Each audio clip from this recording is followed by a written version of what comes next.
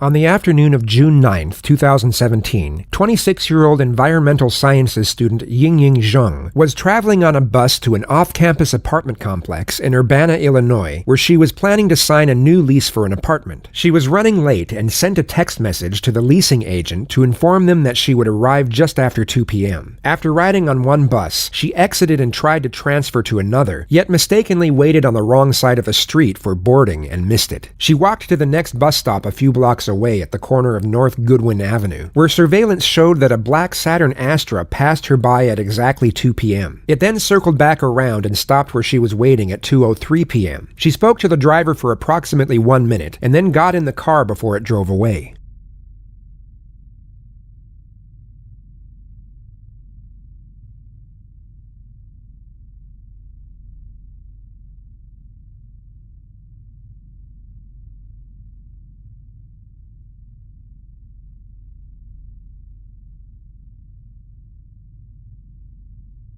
The leasing agent sent her a text message at approximately 2:38, but received no reply. As the hours passed, Zhang's friends, aware of her errand and expecting her to return quickly, grew increasingly worried, and a missing persons report was filed to police at exactly 9:24 p.m. that night. The University of Illinois helped coordinate search efforts on and around campus. Yingying's family flew into the U.S., and a reward of $50,000 was offered for information leading to her whereabouts, but the local authorities received no leads. It was on the 12th of June, however, when the FBI discovered the surveillance footage capturing Yingying's last known location. They were unable to discern the license plate number of the vehicle from the footage, yet they were able to determine that there were 18 four-door Saturn Astras registered to owners in the state of Illinois. One of the owners was 27-year-old Brendt Christensen, a PhD student at the University of Illinois who had graduated with a master's degree in physics and who had been married for 4 years to his high school sweetheart, Michelle Zortman. Investigators interviewed him on June 12th and inspected his car. When questioned, he reportedly claimed that he did not remember what he was doing at the time of Yingying's disappearance, but also stated he was most likely sleeping or playing video games. The police took his contact information, and he was released after just a 9-minute interview and a 5-minute inspection of his vehicle. 2 days later, upon reviewing the surveillance footage, investigators observed that the car's sunroof was similar to that of Christensen's, but more notably that the vehicle in the surveillance had a cracked hubcap, as did the vehicle of Christensen, and who at that moment became the prime suspect. He was called in by police in the late hours of Wednesday night, June 14th, requesting that he come in to discuss what they stated was an important matter regarding Yingying's disappearance. Christensen agreed, and an FBI investigator picked him up from his home and drove him to the Champaign Police Department at around 12 a.m.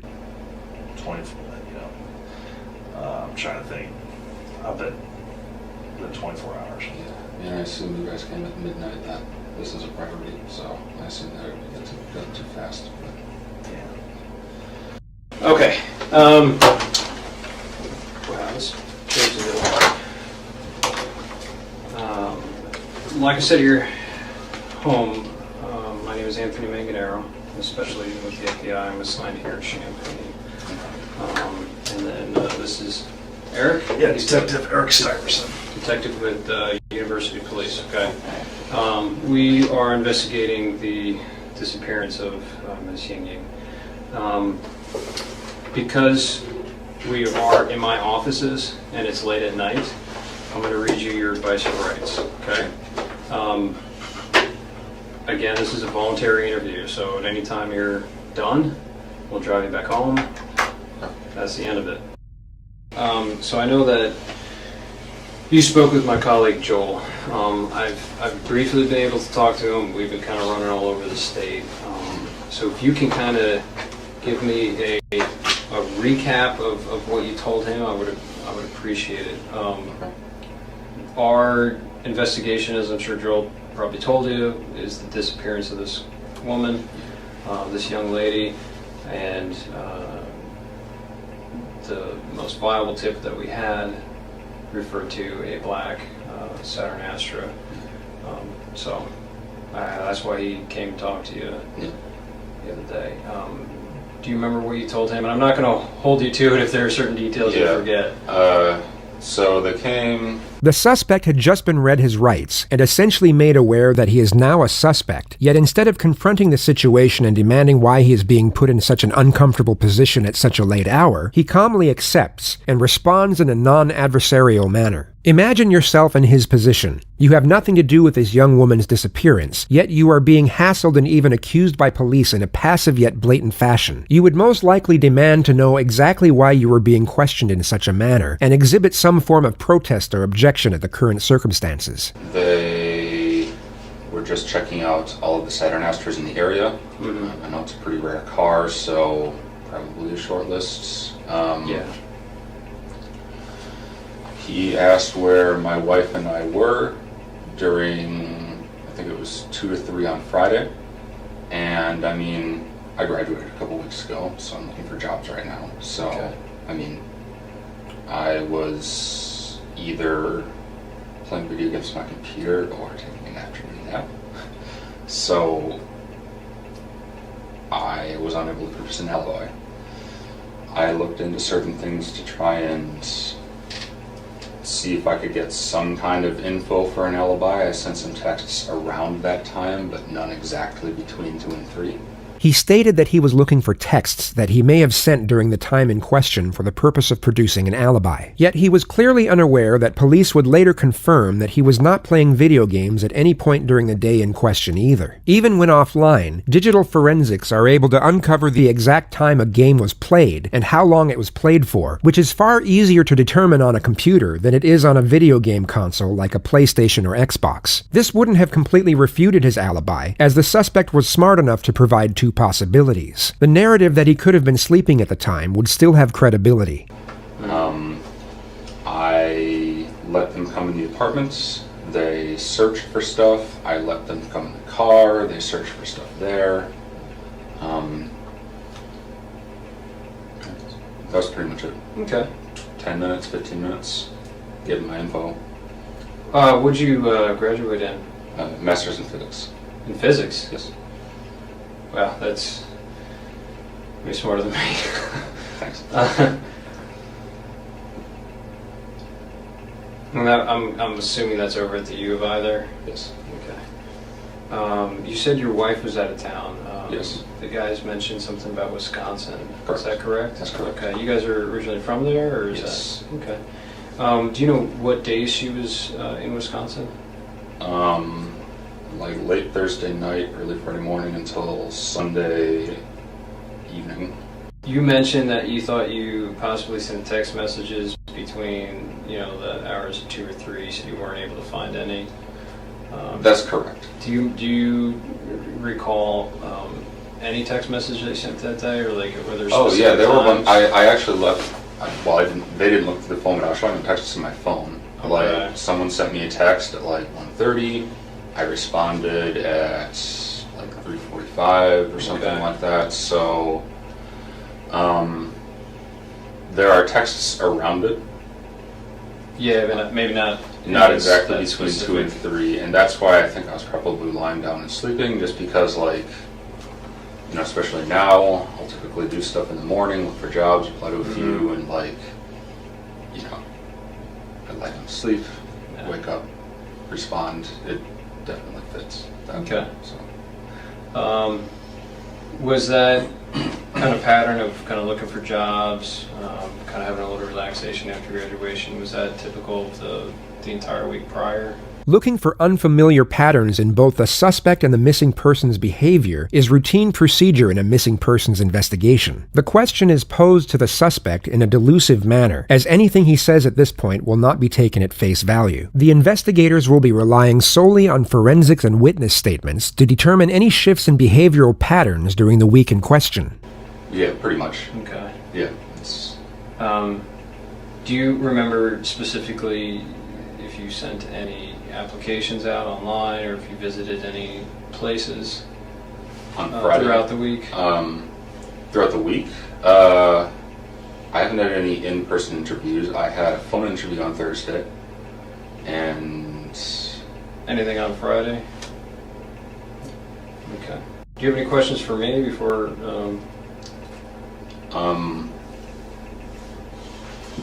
why am I under suspicion Is it just my car, or is there anything else? I mean, that's, a large portion. I mean, it is a very unique car. Like I said, our search warrant is just for the car. Yeah. So we can, Yeah. look into it. We can, of course, see what we can find. And, of course, you could also turn around and exonerate you completely. I mean, we're talking about a very rare car. Yeah. So, The suspect cannot be detained at this moment and has just showed the first sign of contention. The first direct confrontation is yet to take place, and detectives will always plan for it to be initiated by them. For this reason, the lead investigator switches the suspect's focus to a less confrontational matter in order to put him at ease before the first confrontation begins. The detectives want to induce anxiety in the suspect, but it needs to be done at the right time to have the most advantageous effect. how long were you at the U of I? Did you do undergrad there as well? No, I did my undergrad at UW Medicine.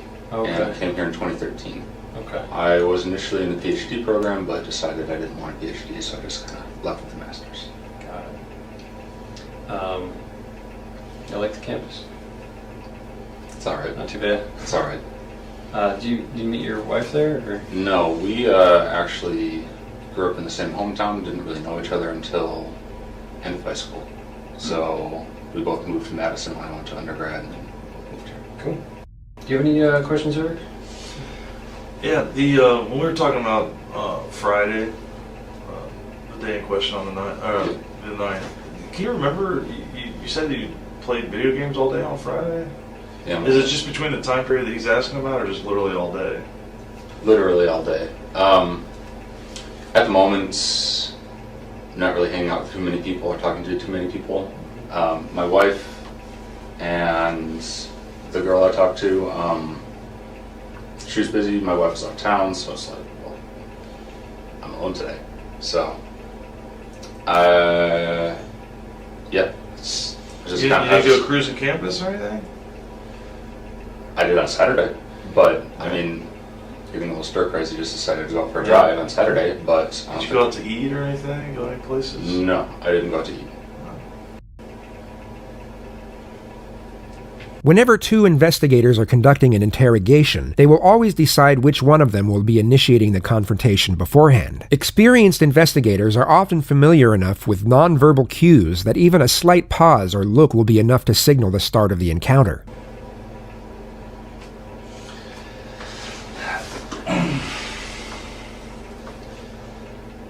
Look, you know that we didn't bring you all the way up here to talk about video games and what you had for lunch that day. Yep. Why do you think that we brought you up here?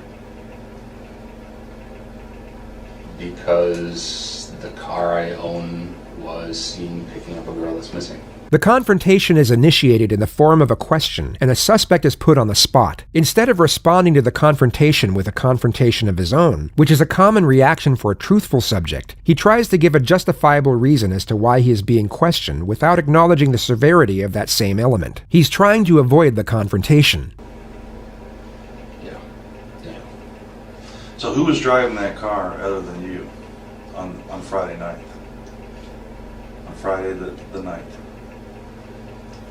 You're driving your car on the 9th, weren't you? Does anybody else have access to that car? No one has access to the car. Okay. So how many sets of keys do we have to that car? 2. And where were they on the Friday? One, I would have had one, and my wife would have had one. And hers were in Wisconsin, right? Yeah. And what do you keep on that keychain? You keep both sets of keys, right? One for the Camaro, or do you have separate sets? I have one keychain, but sometimes I take the Camaro keys off of it. So. Now let's talk specifically about Friday. Okay.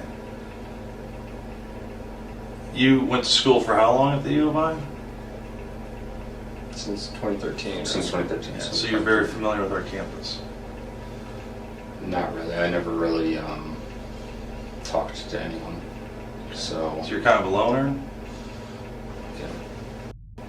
But specifically on that day, okay, when you originally told the agents that came to your apartment that you just played video games all day long, and you didn't leave the apartment. Yeah. But it's fair to say that we know that that's not true, correct?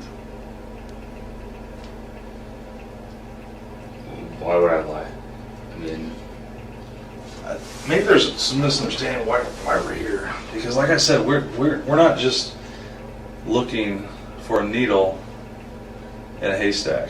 I'm sorry, let me take that back. We are looking for a needle in a haystack. Yeah. But my point is, you're making it sound like we just randomly came across your vehicle of the 1,400 Astros that are in the state of Illinois. I have So seen the video. so what would have happened that day that brings us to you? Probably that I live in Champaign. The suspect once again refuses to acknowledge the severity of the confrontation and offers a justifiable reason as to why he is being questioned in such a manner. I mean, I've never seen one before, an Astro. So,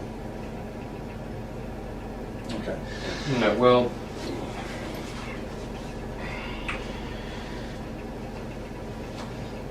believe me when I say that the full weight and force of the FBI is going to descend on that vehicle. Okay. And all that entails. Okay. Okay. Right now, my primary concern and why I've been out till midnight, and these guys have been out till midnight every single night, is we're trying to find this girl. It's raining outside, it's nasty. She's a foreign student who's only been here for a few weeks. I want to find her. I'm asking for help. I know. I mean, I've got her getting into your car. I need to know why.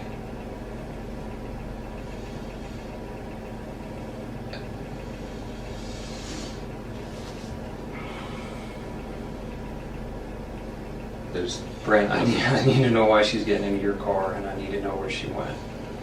If we can help her, we need it done now, because we need to move on from this. It's been like 6 days now. I don't know what to say. Sorry. And you've been at the U of I for how long? 3 years. And that you know what we do. I work in the Detectives Bureau at the U of I, and you know what we have access to. Cameras. Do you think that we're not going to track a vehicle all over campus? We control kiosks at bus stops. We can look in buses. We can look in every building out on the streets. And you're telling me that I didn't see you driving your car on Goodwin, that I didn't see you driving down Wright Street and turning on right in front of parking where everybody pays their tickets and driving down University to Goodwin and heading south. And then you see her standing on that corner in that shade tree, didn't you? That's where you first saw her.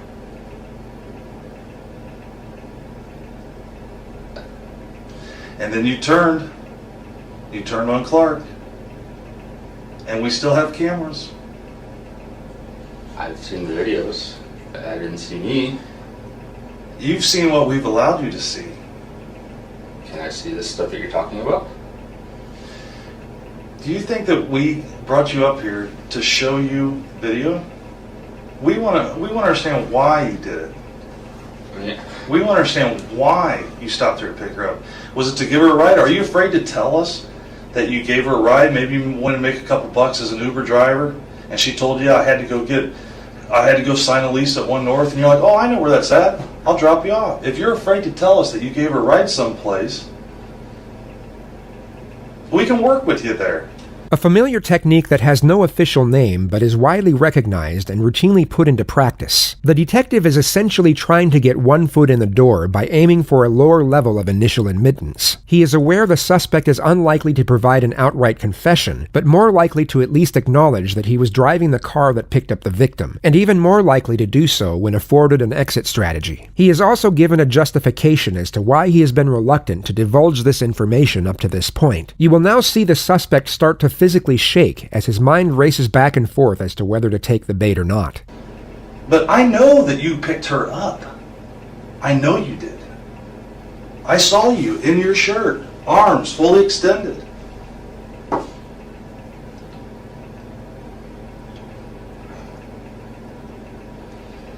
Where did you drop her off at? She was looking for a ride. She had missed her bus. She told you she was going to One North, so where did you drop her off at?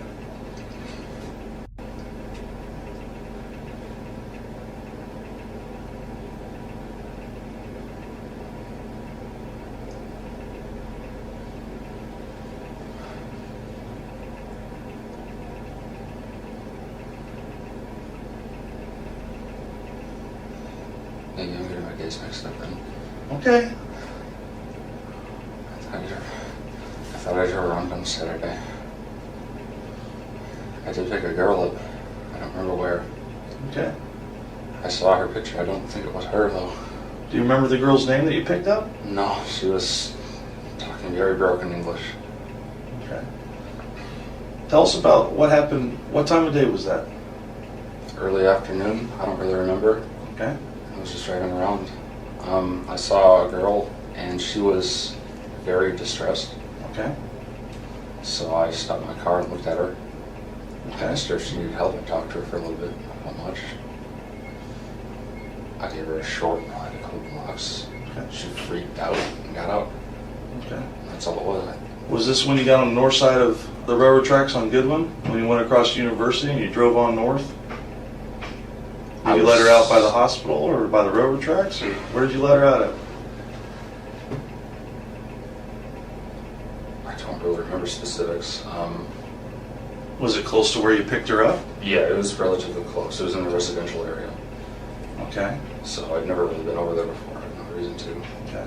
I mean, When you say she freaked out, what did she do? Did she start throwing things at you? Did she scratch you? It looks like you have a scratch on your right bicep there. Is that from? I scratched myself in my sleep. That's from me. Okay. So she just freaked out. So she's sitting in the front passenger seat of your vehicle? Okay. Has anybody else sat in that front passenger seat since she got out of the car? probably. Not with me, but with my wife probably. I mean, So other than your wife, I don't who know. else sat in the front passenger seat with you that you know? maybe a guy she's hanging out with. Your wife? Yeah. Okay. I don't know. I don't Okay, think so- it was her. And if it's her not again, Okay. I want to find this girl because I know she's alone and scared out there, and we don't Yeah. have any contact with her. So you said you picked her up. Yeah. You went a couple blocks away into a residential area. Do you remember if you went north? I went north for sure. Okay. I mean, I know my criminal directions in the Yeah. city. Okay. So you went So north. that was relatively close to Loomis, so. All right. To where? It was relatively close to Loomis. I'm somewhat Loomis? familiar with that area. Okay. And she said something like, turn left after a couple blocks. Maybe she said something else, because that's really when she started freaking out.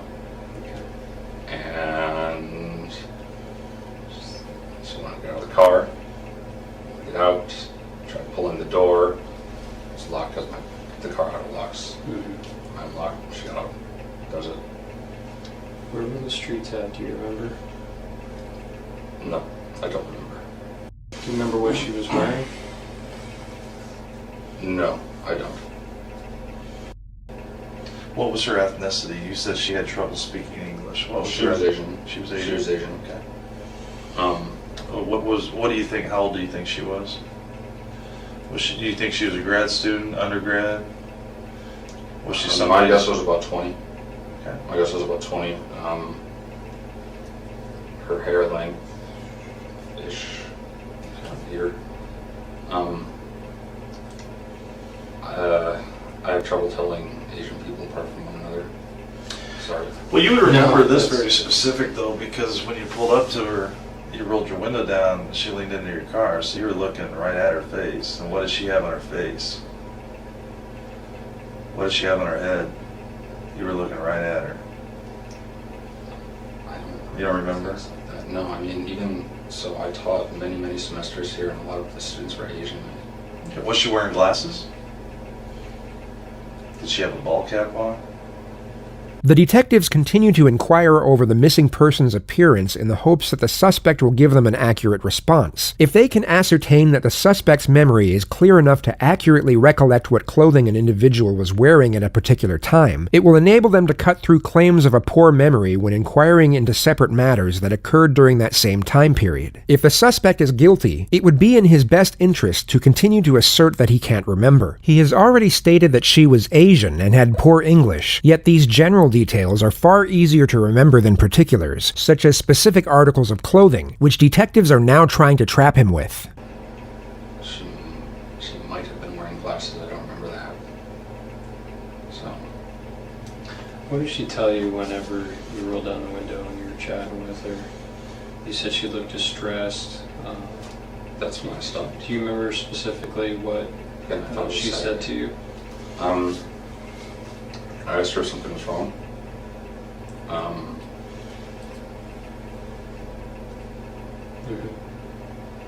What'd she say to that? She said, I'm late, I need to get somewhere, or something like this. I was not exactly out of it, but just kind of like, oh, I'm going to help this random person, so kind of a weird move in the first place. So she said she was running late for something? Yeah. And I was like, oh, okay, well, can you ride? Because again, I was just driving around. So. Did she say where she was trying to get to? You mentioned showing the phone with the map. She said she had a meeting with her professor. When I told her my name, she didn't really hear it, so I had to say it again a few times. Her English was really bad. Maybe I wasn't speaking properly either. Yeah, I mean, we really didn't talk about much. There really wasn't much said. She looked freaked out, so I took her to ride. So how long do you think that she was in your car for? Less than 5 minutes. Not Less long than at all. 5 minutes. Not long at all. There's just a few blocks, and I apparently took a wrong turn compared to what she said, and that was enough to spook her. I don't know. So when you crossed the railroad tracks, did you turn to the left or to the right? I don't remember railroad tracks. So you said you kicked her out of the car in a residential neighborhood. She got out of the car. I didn't. Oh, she got out of the car? She wanted to get out. Like, that's why I let her out. Okay, she was freaking out. Yeah. Okay. And she was saying things that you didn't understand. Because she thought you took a wrong turn. Yeah, and something was up, I don't know, something like that. So, yeah. When she tried to open the door, but again, it was locked because my car auto locks.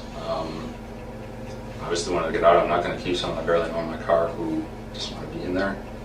I don't know the girl. So I let her out. That was the last I saw her. Really? Okay. All right. I mean, I would have told us earlier, but I mean, I thought it was Saturday.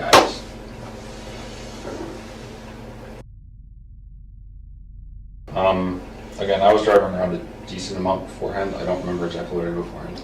Yeah, you were definitely driving all over campus, and you were by yourself, and you weren't playing video games all day. So why would you tell us that? Why would you tell the FBI that comes to your house that you were Saturday? I don't. We didn't mix up the days. I mean, I thought I was doing it Saturday.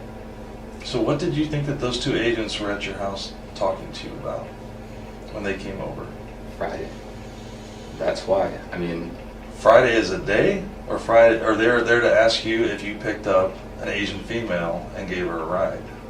about Friday. I mean, they were asking me about Friday between 2 and 3. So I told them. I mean, maybe I got my days mixed up. You know, I said a little bit ago. I thought I was doing this Saturday. But you didn't bother to tell them, oh, I didn't. I played video games all day Friday, detective, but I actually did pick up a female on Saturday. You didn't feel the need to give them that information? And it might be important? I mean... The lead investigator makes the mistake of interrupting the suspect during a direct confrontation. He is understandably getting impatient, and is at this moment more focused on gathering pretext for cross-examination at a later stage. Alright, so you go northbound through University. Where do you go next? Do you remember? I turned left, so it looks like I did go past University. I'm going to ask a personal question. Don't take it the wrong way. You mentioned your wife went on vacation with another friend. You mentioned that there's another guy she hangs out with. You mentioned there was another girl you hang out with. Do you guys have a We're in an fairly open open relationship? Okay. Yeah, I have a girlfriend. She has a boyfriend as well. Okay. Some kind of strain between us as well, in an unrelated way. Okay. It's not because of the open relationship, it's just a strain. So every marriage goes through some rough patches. yeah, Yeah. I mean, How long's that been going on, that strain? The detectives are now building a foundation for the reframing technique. The fact the suspect has been going through a rocky marriage will now be afforded to him as a justification for the crimes he committed at a later stage. a few months. A few months. I mean,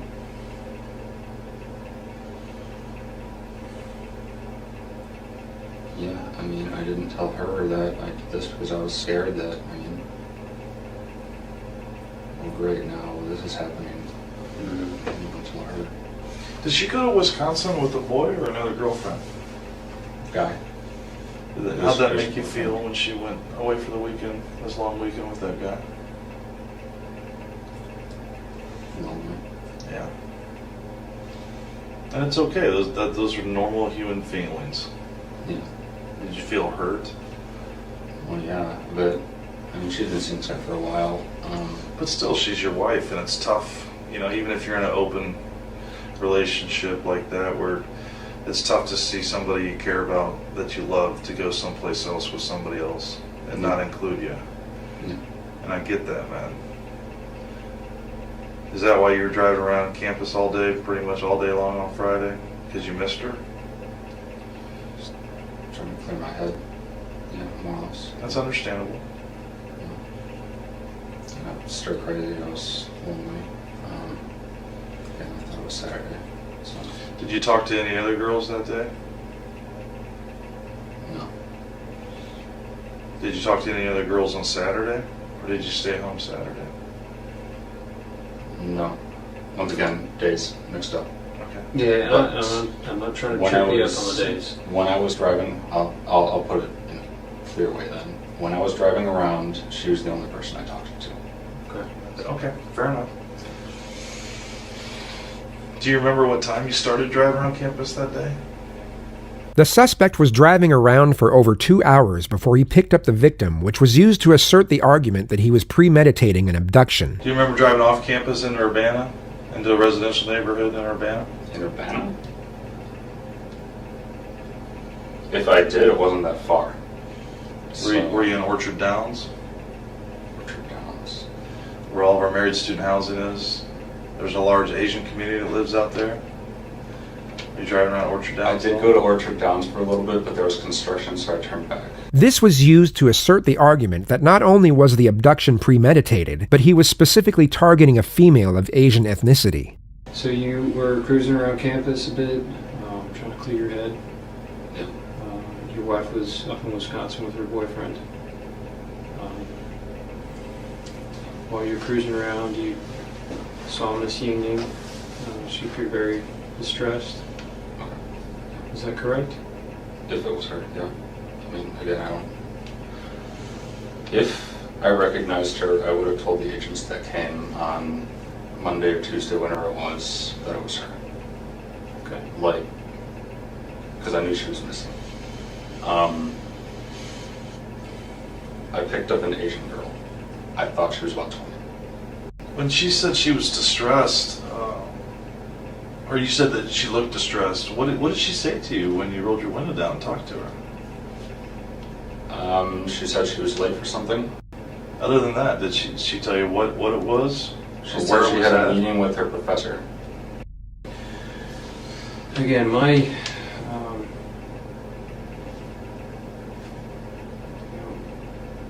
my theory is that she didn't get out of the car. I'm just being open with you. My theory is she was in there a little bit longer. The lead detective is now using the same technique as the second detective used earlier to gain the initial admittance from the suspect. He doesn't directly accuse the suspect of abduction, but is trying to gain further admittance past what the suspect has already acknowledged, being that he simply picked up and dropped off Yingying after she panicked. I'd like you to be more forthcoming with me because, again, I need to find where she is. We have 600 Chinese students that have volunteered to look for her. What I can tell you is that we will find her. Now, when we find her is up to you. Because you know, and we know, that she didn't just get out of your car. So we need to know where she is now, so that we can move forward from this. But if you maintain that she just got out of the car and walked away, it's very difficult for us to move forward. Were you hoping for just kind of like a quick tryst with her, or see if trying to pick her up? I mean, that would have been nice, but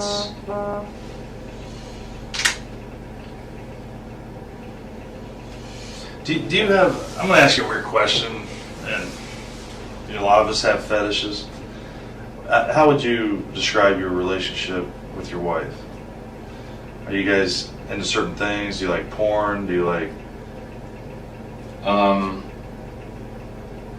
we're pretty vanilla together. But yeah, that's pretty much it. We have some stuff in our apartment.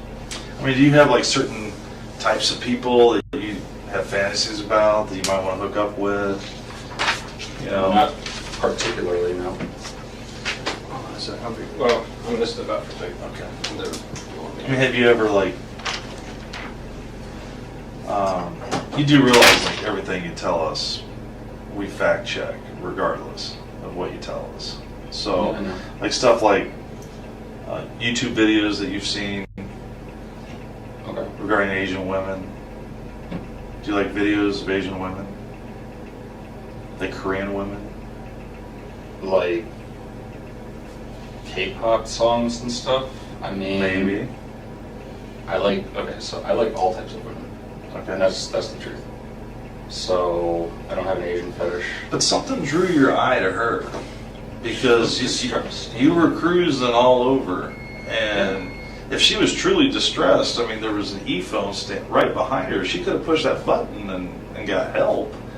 And she didn't ask you for help, per se. She asked, she needed to get to, she was late for something. Yeah. And that's, so you offered to give her a ride. Mm-hmm. You're a smart man. You have a PhD, right? Masters. Master's. Oh, you got out of the PhD. You're still a smart man, is my point. So you have to understand how technology works. How do you think I knew that she Googled the address to 1 North? How do you think I knew that? 1 minute after getting in your car. How do you think I knew that? We know that she didn't get out of your car. You need to be honest with us. Help us put this to rest. Help us bring her back to her family. You can do that. You can do that. You can do it right now.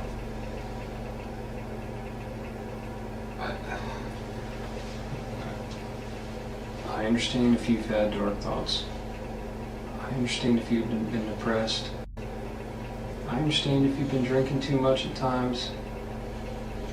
I understand if you've had sadistic thoughts, wondered what it would be like to commit an act of violence. I know that temptation is out there. I need to find her. I know she got in your car and went with her. You've been depressed. Your wife just left to go on a vacation with another man. You see her, she gets in, she's vulnerable.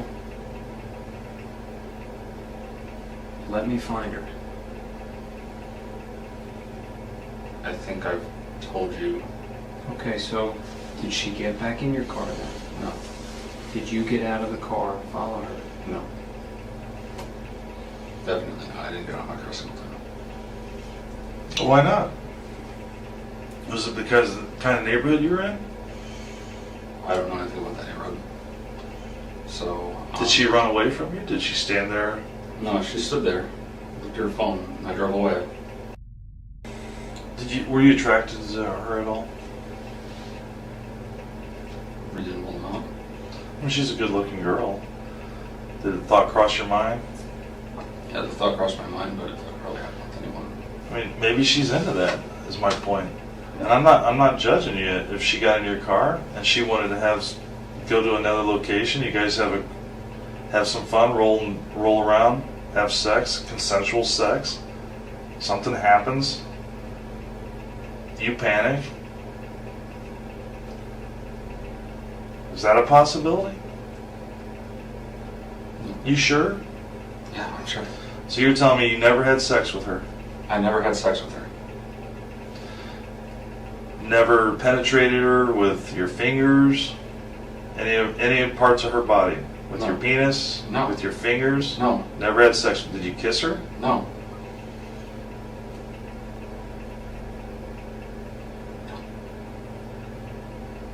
Okay.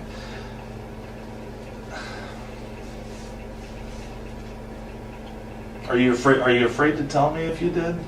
Because it seems like you're trying to think, instead of just answering the question, you're trying to think about